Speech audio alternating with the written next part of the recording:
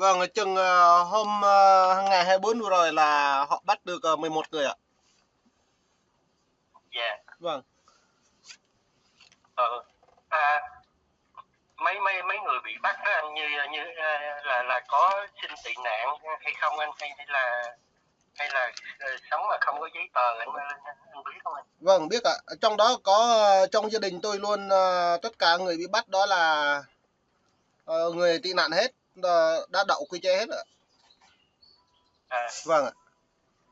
Nguyên Dạ. nhân bắt là có nghe nói nguyên nhân bắt là có kể cả công an Việt Nam vào ấy.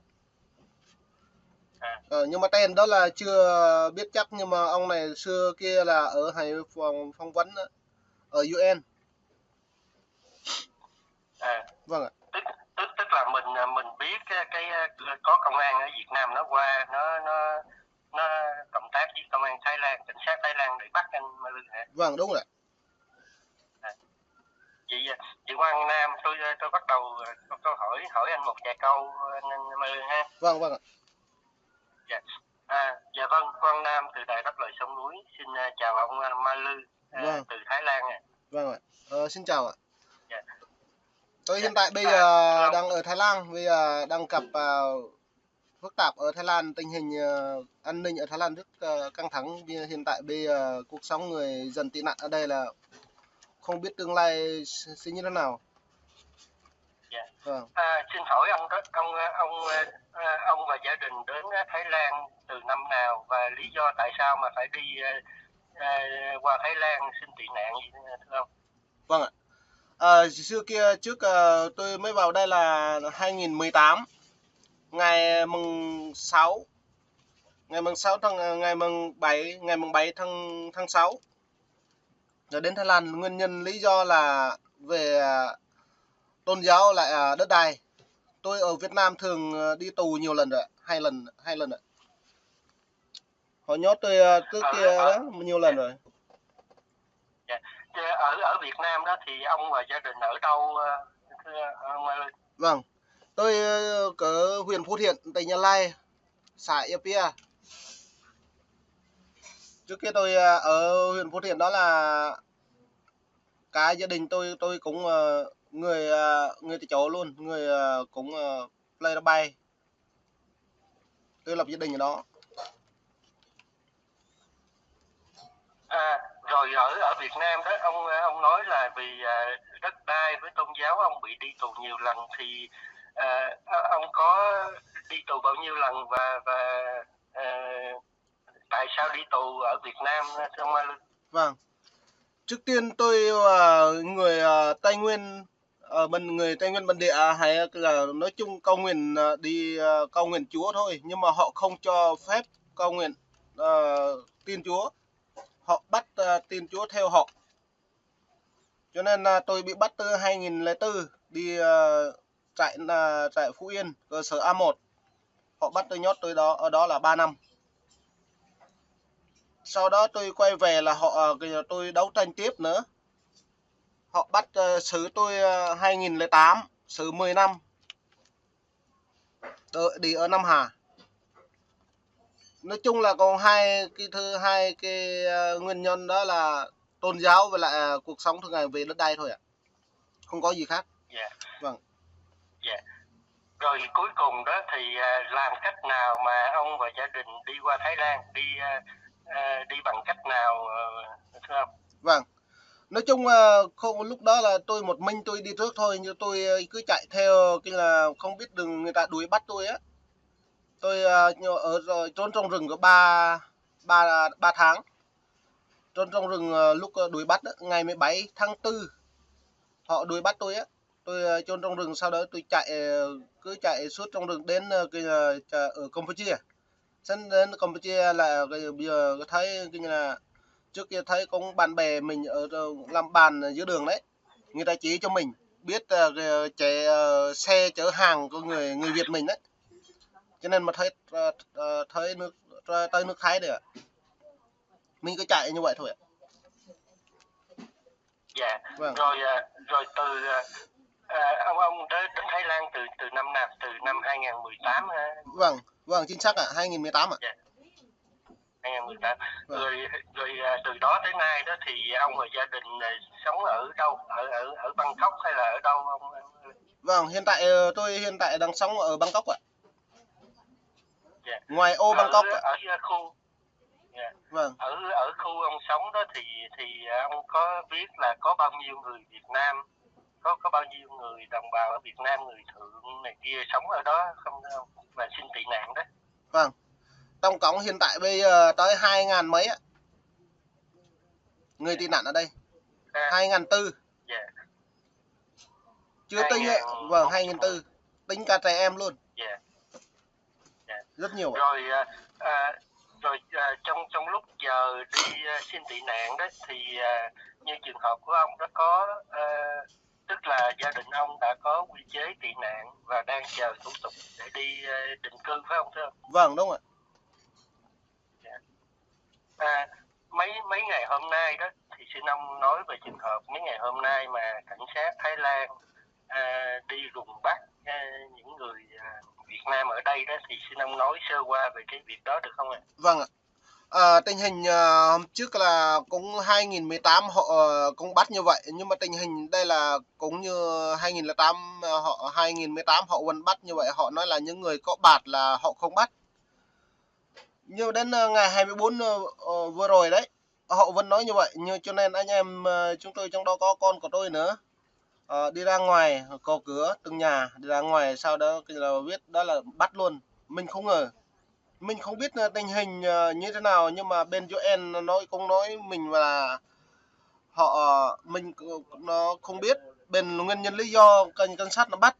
Tại vì nó bắt bởi sáng sớm mà không đi làm việc, cứ bắt ở nhà thôi.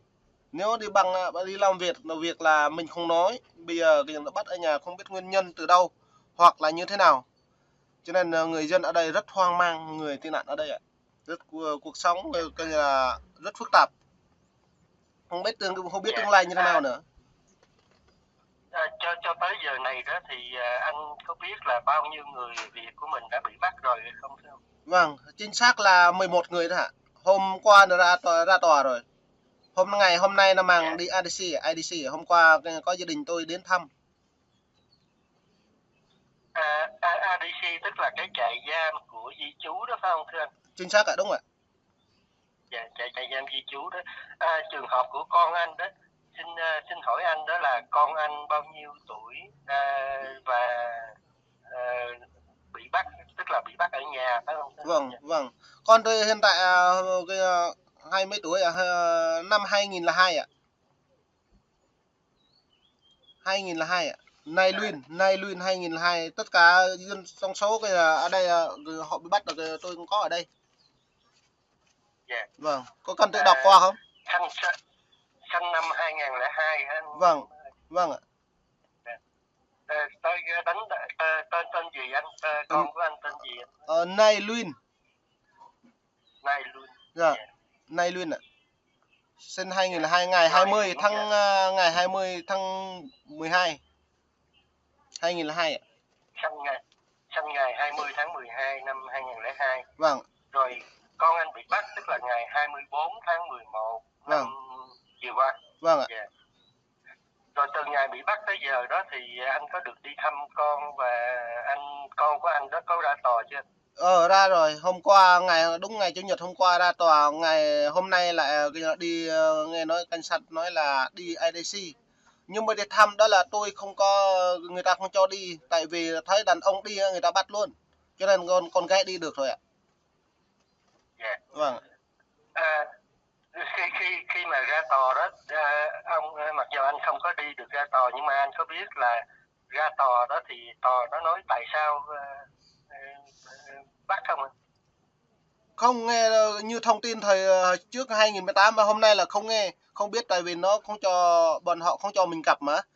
Hồi trước họ có điều tra rất nhiều người đi tù IDC rồi, họ xử xong là họ hỏi là mình không có giấy tờ người bất hợp pháp á, họ nói như vậy thôi. Vâng ạ. Nhưng mà con anh và gia đình đó thì có giấy tờ hợp pháp không anh? Có giấy tờ xin tị nạn mà. Tôi á hả? Dạ. Có giấy tờ bên UN phát đậu quy chế bên UN thôi, nhưng mà giấy tờ nước Thái, tại vì nước Thái là không ký hiệp ước 151 đấy, cái chạy tị nạn là họ không ký, cho nên rất khó như vậy ạ. Coi như là UN nó cho mình giấy tờ đi tị nạn, Vâng ạ. nhưng mà mình không có giấy tờ để mà định cư, để mà tạm trú ở Thái Lan, phải không anh? Vâng, đúng ạ. Dạ. Vâng ạ. Hồi nãy đó anh Mã Lư, anh nói là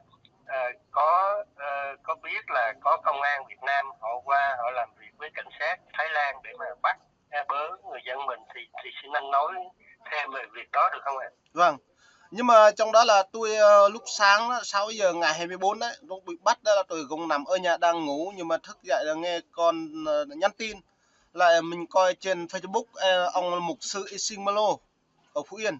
Ông bị bắt nhóm đó luôn, ông Isinmalo tuyên bố nói là chúng tôi bị bắt nguyên nhân là có công an từ Việt Nam dẫn đi bắt.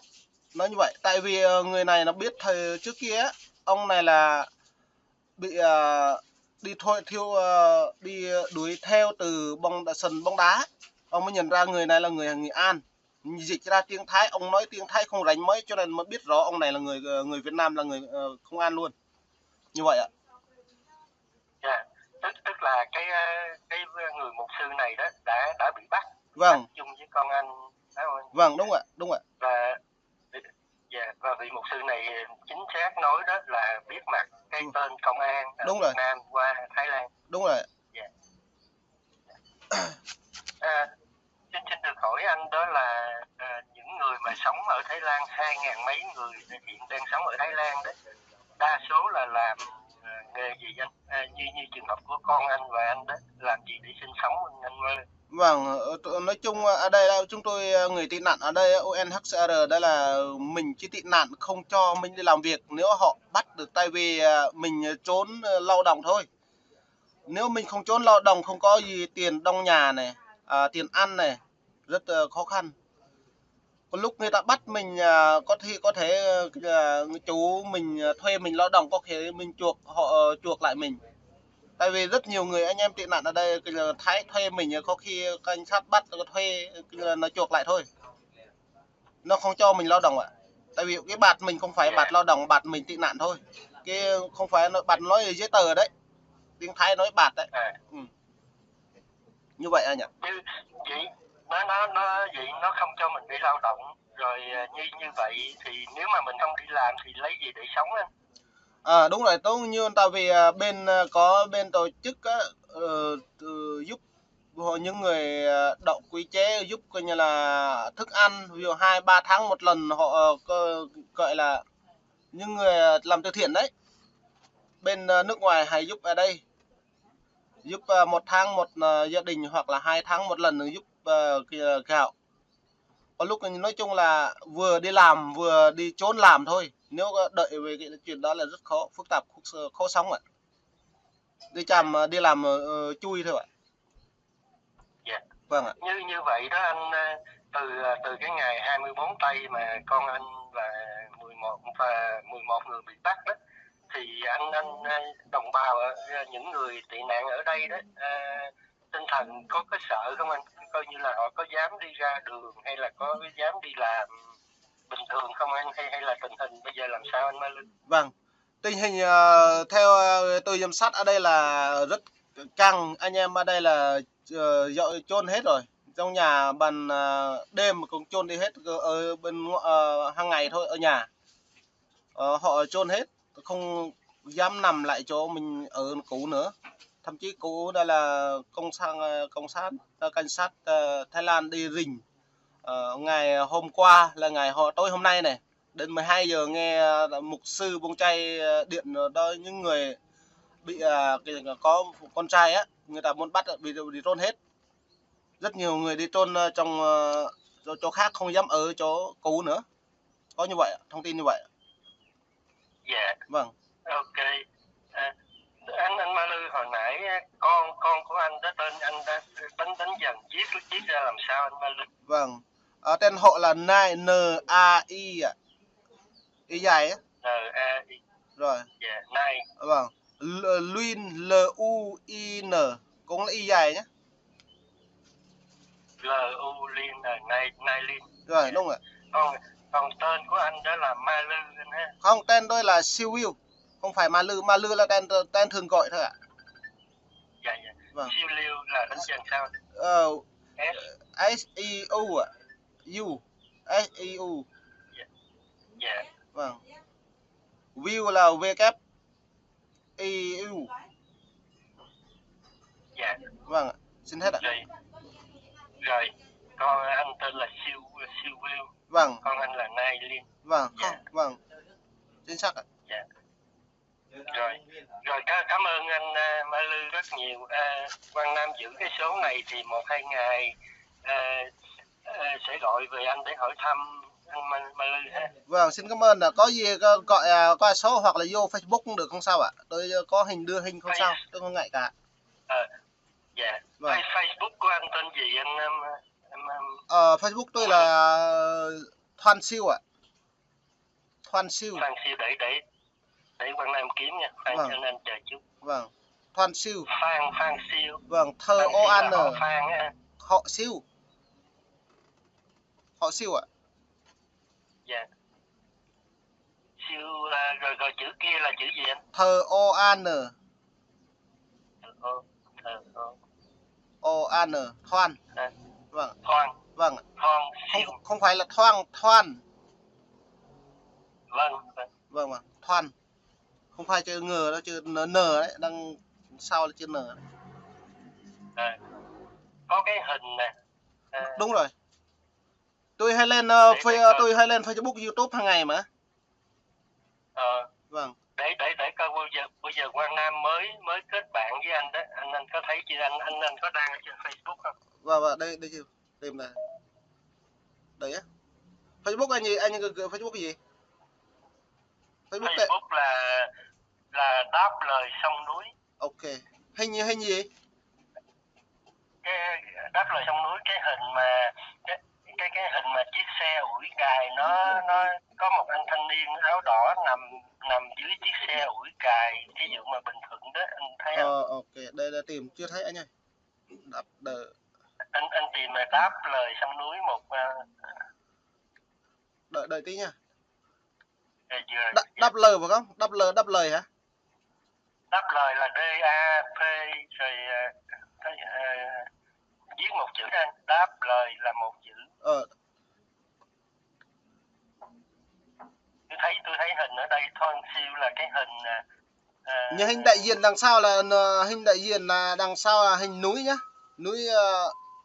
Núi không phải hình người nhá. Hình đại diện đằng sau, hình bìa đằng sau ấy. Chị không thấy cái đó. Cho là người khác này, anh tìm khác đi. Tôi mặc áo đen đấy, áo đen, áo vest màu đen đấy. Đằng sau có núi. Đúng rồi, cà vạt đấy. Hình bìa đằng sau núi nhá. Núi lửa đấy, núi phù ấy. Núi phù. Không. Rồi anh thấy thử kết bạn. Đang đợi chưa thấy.